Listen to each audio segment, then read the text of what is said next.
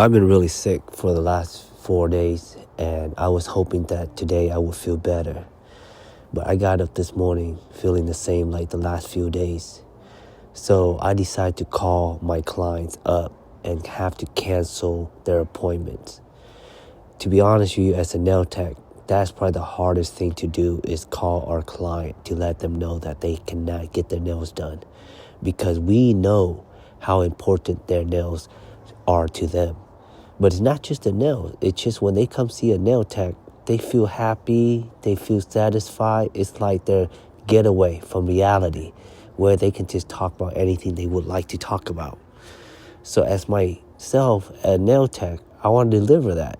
But